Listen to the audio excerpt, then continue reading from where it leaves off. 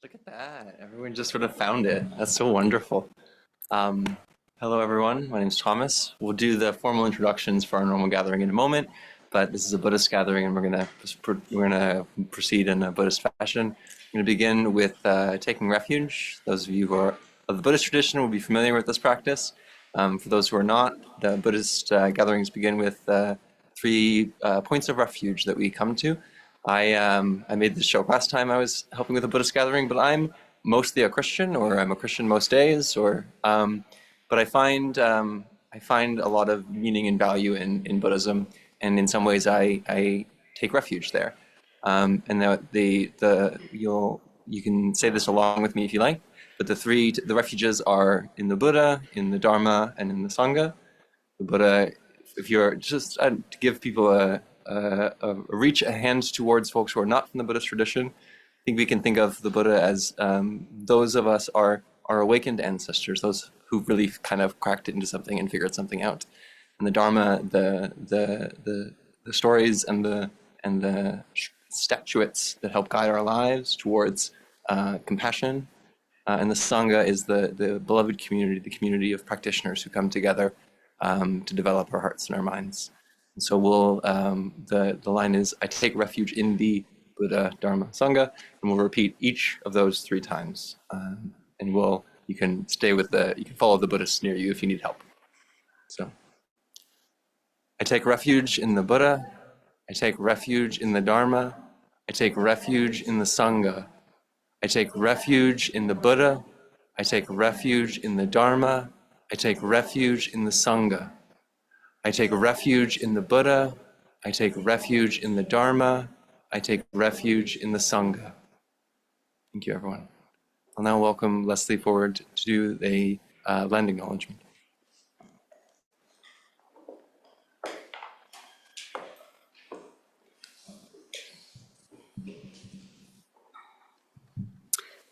Hi, everyone.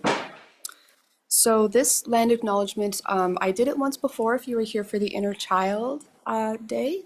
It is not the Victoria University's land acknowledgement. It is one that I wrote myself, so please do take it again with a bit of a grain of salt, as it is my own thoughts and my own feelings put into words.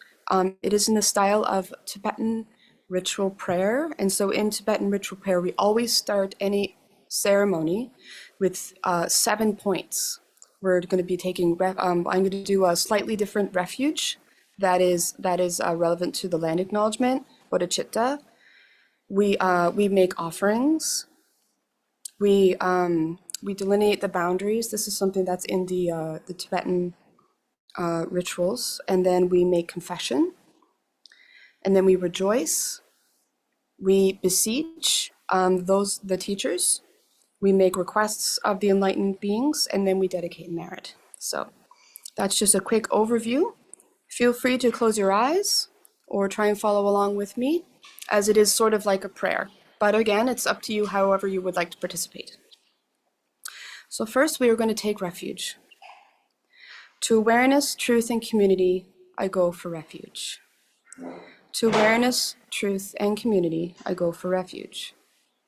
To awareness, truth, and community, I go for refuge. Bodhicitta. For the sake of all sentient beings, to all plants and animals, to the very earth itself, spreading upwards to the sky and downwards to the depths, I generate the awakened mind. And now we're making offerings to local spirits and gods. To the spirits of the lands and the waters, to the spirits of the forests and mountains, to those of the rivers, lakes, and oceans, prairies, marshes, and tundra, please allow us to use this land. And to the harmful spirits, to those forces that would interfere with this gathering, to distracting thoughts and judgmental minds, to pride or contempt, division or self-centeredness, for the purposes of this gathering, we set them aside to cultivate peace. Delineating the boundaries, which is acknowledging the land itself. We bring our minds to the land itself, to Mother Earth, who sustains us and nurtures us, to the waters that give us food, drink, and swift transportation, to the plants that provide food and medicine, to the trees that provide shelter, to the animals that provide food and clothing and teach us about the world, to the birds who taught us music, to the sun who gives us life and warmth, and the beauty of dawn and dusk, to the moon who moves the oceans and guides us through the seasons, to the clouds that remind us of impermanence, to the stars that guide our travelers and tell us stories, to the sky, limitless, open, and unconditioned. We bring our minds to this space, to Turtle Island, to the city of Toronto. We acknowledge the peoples who have lived here for thousands of years, the Mississaugas of the Credit, Anishinaabe, Haudenosaunee, and the Huron-Wendat. And now we make confession. As an inhabitant of Canada, I am linked in the chain of causation to my ancestors and their misdeeds, the colonization of this land, the violence and oppression against its peoples. To these forces, I am their heir. As an inhabitant of Canada, I am interdependent with all others in this place, the government and the police, the military and the churches. I am not truly separate from them and acknowledge our common karma. With deep remorse, I confess all of my negative actions, all of my misdeeds, my lack of action, my inattention and ignorance, and with the greatest humility, I vow to make right in all my relations and work for the betterment of all, now and for the generations that are to come. Rejoicing. I rejoice in the strength of the Indigenous peoples, their courage and determination. I rejoice in their wisdom and compassion, and their dedication to this land. Beseeching. I humbly ask of myself and others to be open to the stories and the teachings of Indigenous peoples. O elders and caretakers of this land, teach us and guide us, help us realize our mistakes and find a better way forward. Requesting. For the benefit of people of Canada and for all beings, O elders and caretakers of this land, please continue your work and preserve your culture and history so that we may continue to benefit from you for generations to come. And now we dedicate. For the benefit of all beings, for Turtle Island and for the entire world, for the health and well-being of the earth, I dedicate this prayer. Thank you.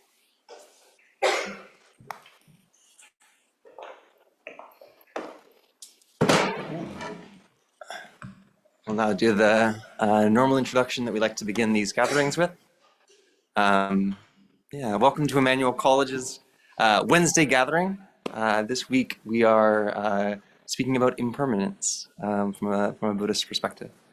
As a community of people from diverse cultural and religious backgrounds, we know that there are people here who are represented by the traditions at the front and those who come from other traditions. And it's very important to us that everyone feels welcome and free to participate or refrain from participating as they see fit. Every week we have people visiting the chapel who have never been here before. And if you are new to this space, we are particularly excited and grateful for your presence here today. A special welcome to you. If for whatever reason you are not comfortable with something that's going on, you are welcome to exit the space. And if having done so, you wish to return, you are also welcome to do so. We invite an attitude of generosity on the part of all and celebrate what might feel like failures as well as successes. If you have any questions or concerns during or after the gathering, or would like to provide us with feedback on how you experienced this next hour, please feel free to speak with David or Wing-Mi, Beck, or any of the members of the Spiritual Life team, Esther, Leslie, Tenzin, Thomas, Hannah, Abu Bakr. Also, just because we're dealing with impermanence today, and because that can be tangled up in complex and maybe challenging emotions, we made sure to have some of the ecumenical chaplains, Tim and Jeanette, with us. So if at any point you'd like to have someone to process with, feel free to grab them and you can step out of the room or speak to them. Thank you again for joining us as we learn, explore, and experience the sacred together. I'll now welcome Tenzin to speak a bit about impermanence for us.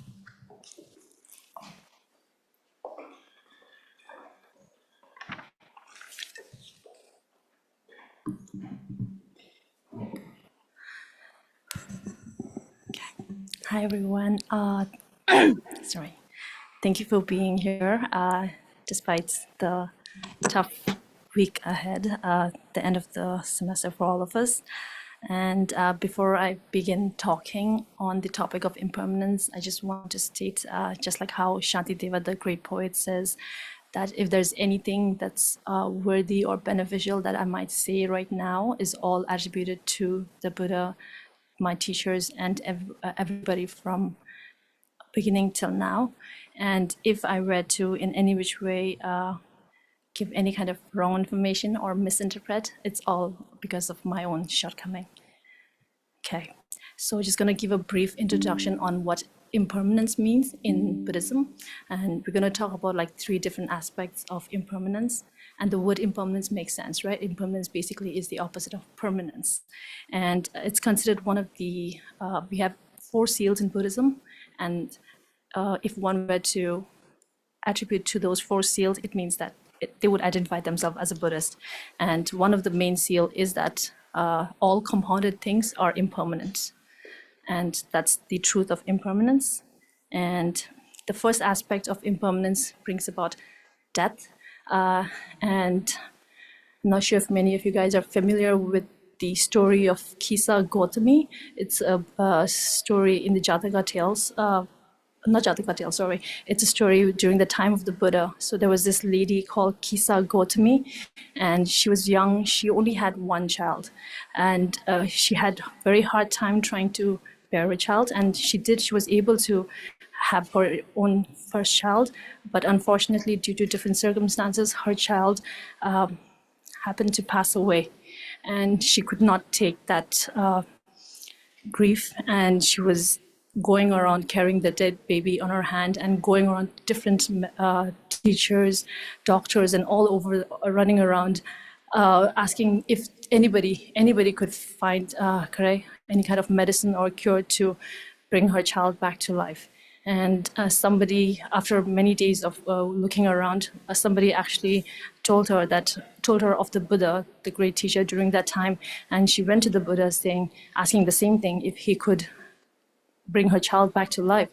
And seeing the condition of Kisa Gautami, the Buddha, instead of telling her the true fact that it's not possible, instead he skillfully told her that he would give the medicine if she actually went around and brought her some mustard seed. But the condition was that she has to bring it from a house where no one has died. But at that moment, because she was very stressed, she thought this was the opportunity for her to bring her child back to life. And she went around to different houses. She went to the first one and found out that recently maybe I guess like one of the elders had passed away in their house, and then went to another house, but then realized that just a few days back somebody else had passed away. So just like that, she kept going to every single house, but she could not find any house where no death had occurred. And I think in that process, she was able to slowly digest or understand the true fact of impermanence and the inevitability of death. Right? So that's the first aspect. And in terms of the second aspect, there was this, as it's a question, maybe I can ask you guys, this is, apparently I just read it. So there's a famous horror novelist called Stephen King, and he was actually asked a question, because he writes a lot of horrors. What did he find was the thing people were afraid of most? What do you guys think? According to him, what does he think that people are afraid of the most? Do you want to shoot any answers? Dying. Anything else? Yes, thank you. That's one. Thank you. That helps. Unknown. Okay, nice. Yeah. So I think there's obviously a lot of guesses. We can talk about like pandemic, all of these different things that are happening around us as well. But I think what he said was surprising, that I found out, because obviously I don't think he identifies himself as a Buddhist, but he actually said people are actually afraid of change. And so that is the other aspect of impermanence. But at the same, like, because we want to hold on to things as if they're permanent. we have a hard time letting go. It could be of people, things, or even our thoughts, right? Our beliefs and our values.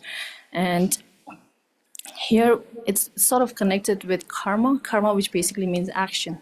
And it's important to know that our past defines our present, and our present will define our future. So the actions you do, so there's a quote by one of the famous teacher. He says, if you want to know your past life, look at your present condition.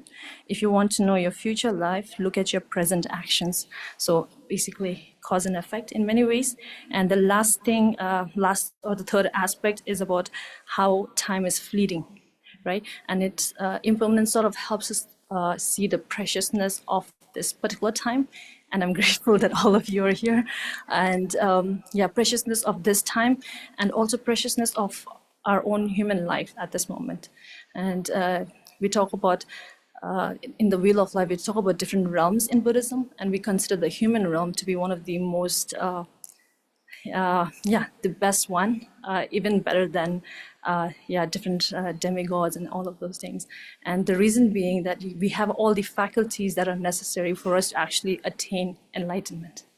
And enlightenment could be, obviously, there's different ways you can think about enlightenment, not just one way, but just understanding the preciousness of this life that we have and all the faculties that we have within ourselves. So with that having said, maybe we can try to meditate a little bit on impermanence. I welcome you all. As you feel comfortable, sit comfortably on your seats.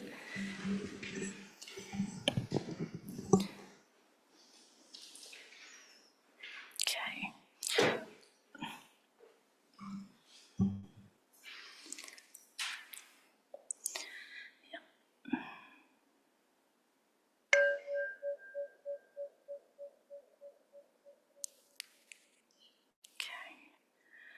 Start by sitting in a comfortable position with your back straight but relaxed.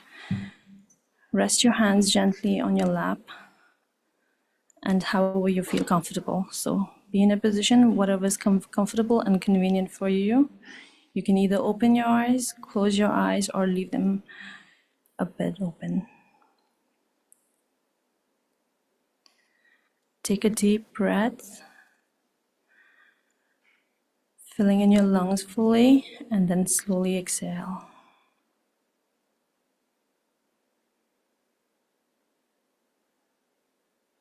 Let your body soften with each breath.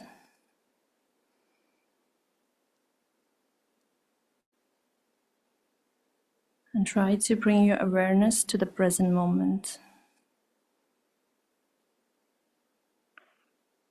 Let go of any thoughts of the past or future, just gently arriving here.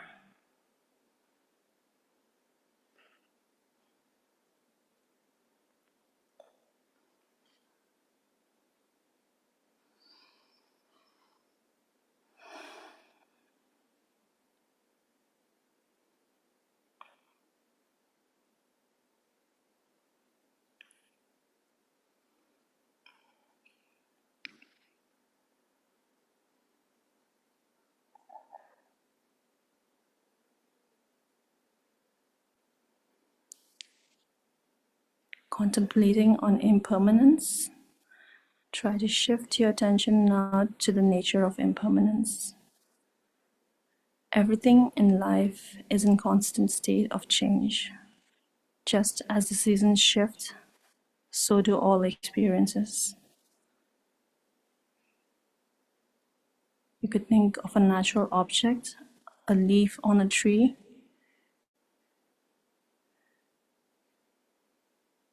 Imagine it growing from a bud, unfolding, and then eventually falling to the ground.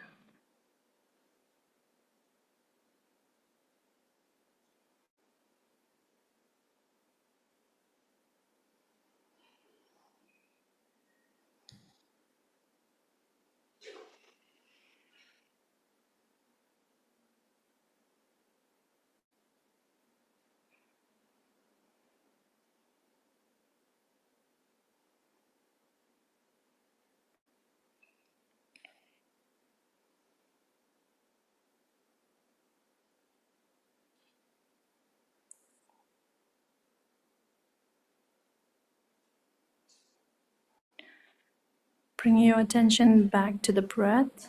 Inhale slowly, and as you exhale, feel a sense of release. Everything you're experiencing right now is in constant motion. The sensation in your body, the sounds you hear, the thoughts passing through your mind, all of these are impermanent.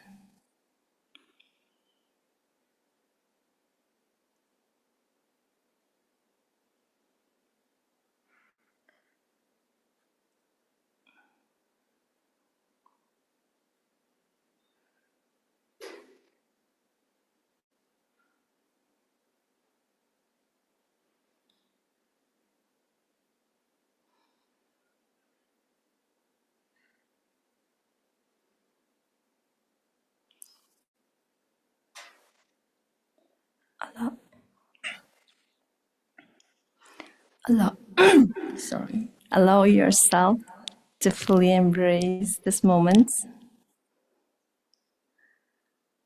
knowing it won't last forever. This is freedom in understanding that all things, joys and sorrows, all are temporary.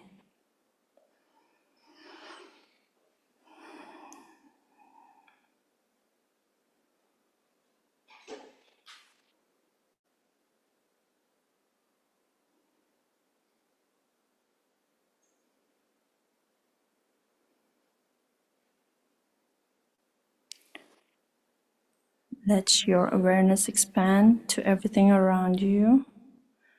Notice the shifting sensations in your body, the changing sounds in your environment, the ever-changing flow of your thoughts.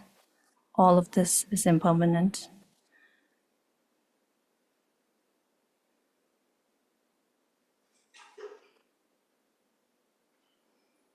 There is peace in knowing that nothing is fixed and everything is allowed to evolve.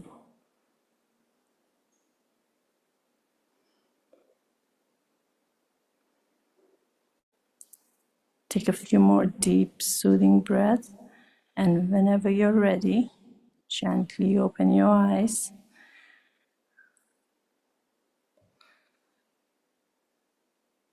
And you can allow yourself to carry this awareness of impermanence as you go through the hour and through the day. Thank you.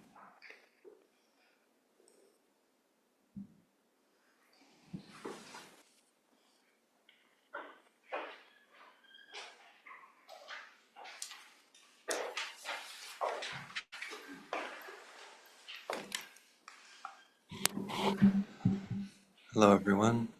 I returned. On the back of the sheet that you came in with, there are some chants. The first one are the 5 remembrances, as translated by Thich Nhat Hanh. The 5 remembrances are 5 facts, I guess, that the Buddha thought were useful to keep in mind. And we're going to chant them in a call and response, where I'll chant one, and then you'll chant it back to me, and we'll go through all 5 that way. I am of a nature to grow old. There is no way to escape growing old. I am of a nature to grow old. There is no way to escape growing old. I am of a nature to have ill health. There is no way to escape having ill health. I am of a nature to have ill health. There is no way to escape having ill health. I am of a nature to die. There is no way to escape death. I am of a nature to die. There is no way to escape death. All that is dear to me and everyone I love are of a nature to change. There is no way to escape being separated from them. All that is dear to me and everyone I love are of a nature to change. There is no way to escape being separated from them. My actions are my only true belongings. I cannot escape the consequences of my actions. My actions are the ground upon which I stand. My actions are my only true belongings. I cannot escape the consequences of my actions. My actions are the ground upon which I stand. Thank you, everyone. Tenzin will now walk you through a walking meditation and a group mandala ritual.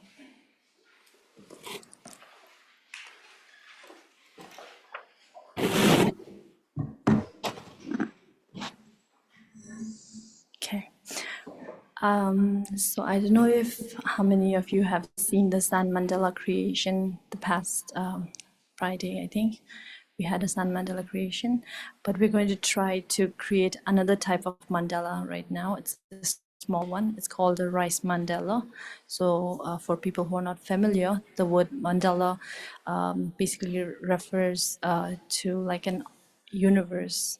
It's like an offering of universe. You're either offering it to the deity, or you're also offering it for the benefit of all sentient beings. And it also teaches us about impermanence, as most of you might have seen the Sun Mandala after being created with a lot of work from so many days is eventually dismantled, right, to nothing. So we're going to try to create the rice mandala. That'll be up over here. But before that, we'll do a short walking meditation. And Leslie will be right at the mandala. She's an expert at it. She's going to help us with that. And yeah, with mandala, you can imagine that so when we normally put some rice into the mandala, we create the mandala and later dissolve it. So if you want to participate, normally what we try to think of is you basically offering, if you could, obviously with pure mind, offer the best of thing you could. So that's why we offer the whole of universe, right? And you offer anything you are willing to offer, and it could be towards anybody, towards God, towards Allah, peace be upon him, and even to the people around you, right? And it could be even for yourself too, for yourself to get better. So you could visualize that while you're doing the mandala offering. But before that, I would like to lead you for a walking meditation. And if you want to participate, it's totally optional again. And what we're going to do is I'll just instruct first, and I'll give you the guidelines. We're going to walk through this way, maybe make a whole circle around, and then come here and get the rice mandala offering. So I'm going to start the walking meditation first. And yeah.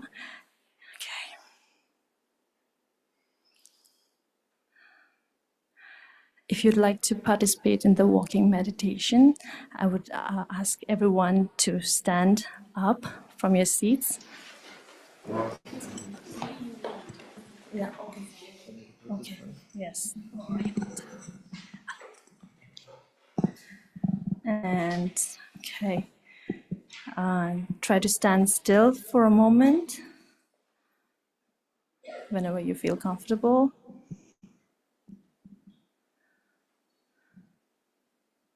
Keep your shoulders relaxed and your arms naturally at your side, or you can clasp it in front of you, whatever is comfortable for you. And in that same position, take a deep breath in and out. One more, a breath in.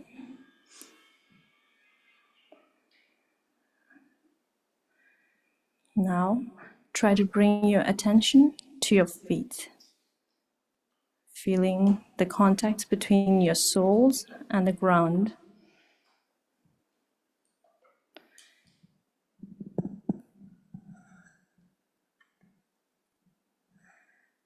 Maybe, yes. So we're going to try to walk at a natural and slow pace.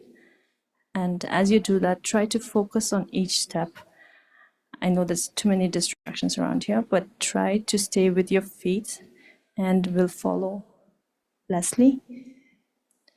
Yes, once. So again, try not to hit each other. But yeah, as much as you can, try to pay attention to how your feet comes above the ground, moves and touches back to the ground.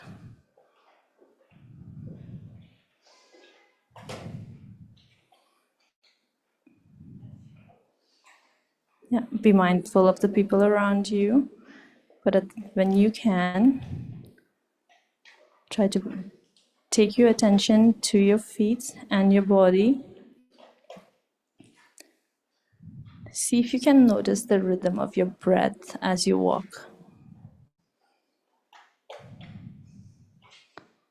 Staying within the leg.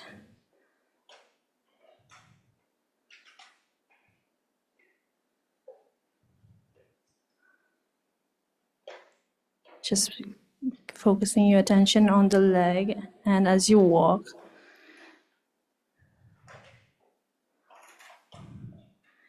if any thoughts arise, gently bring your focus back to your steps.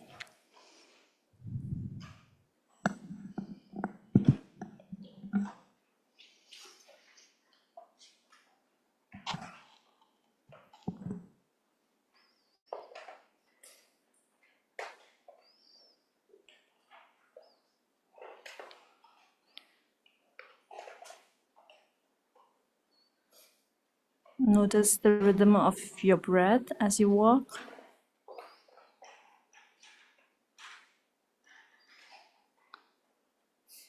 If any thoughts arise, gently bring your focus back to your steps.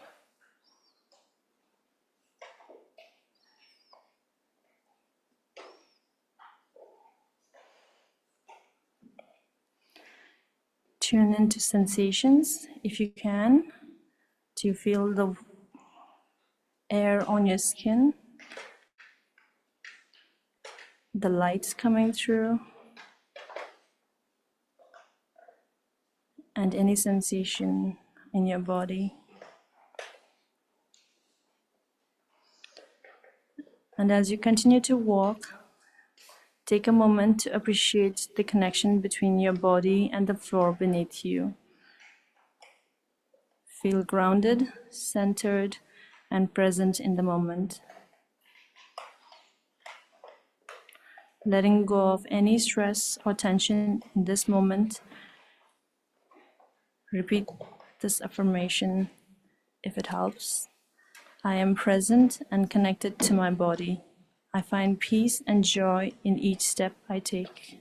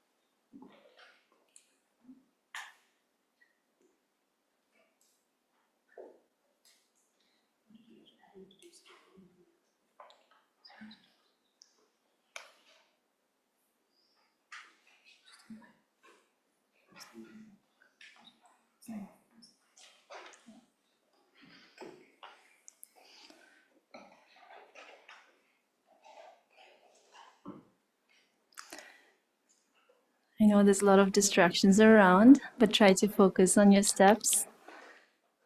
And if possible, tap into your sensations, your breath and your sensations. And if you feel you've made a circle and you're fine for it, feel free to grab a seat or come up to the front and we can do the rice mandala offering.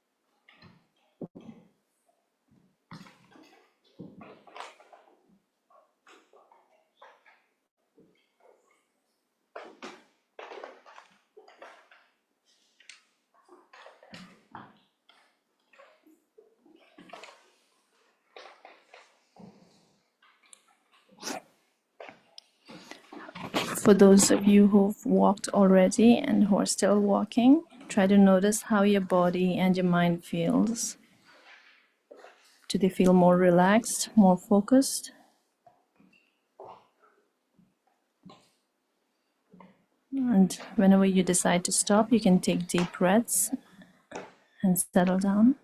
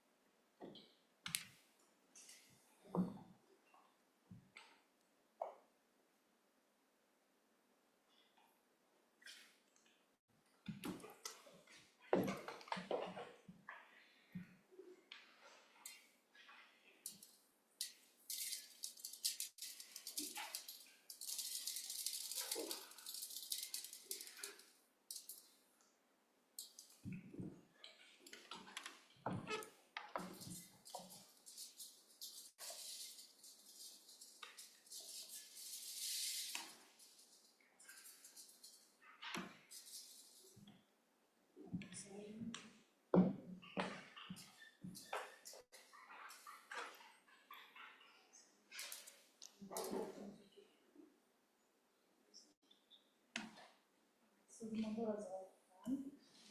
We're going to do a short prayer. It's actually in the back of your sheet as well. I'm going to recite it along with Leslie. You can join us if you want to. So it's just the mandala offering prayer. And then after that, we get to this mandala.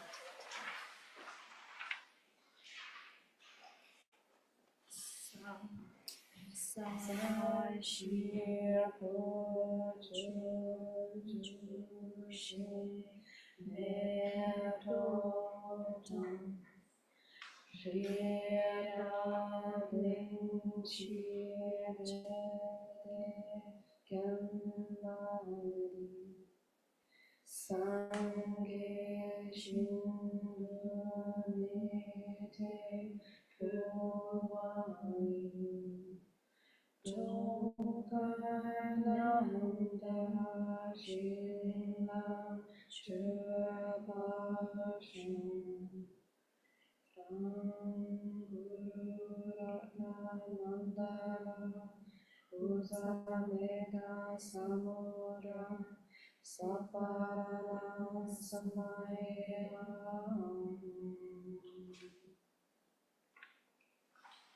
Do you want us?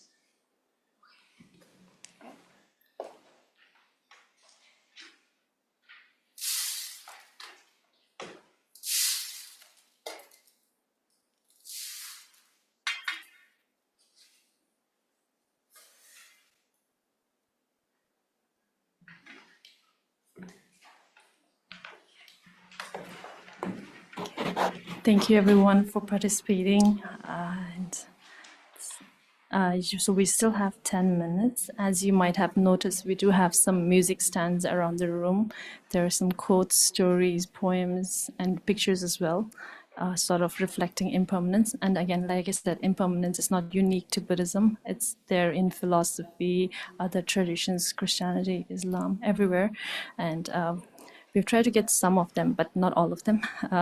Feel free to walk around, have some fruits as well. You can either reflect on these quotes or you can chat about it to your friend. We have 10 minutes for that. Yeah. Or you can practice walking meditation as well. Thank you. Also, if anybody wants to share a quote or if you have any reflection, we can do that after like 5 to 10 minutes. Thank you.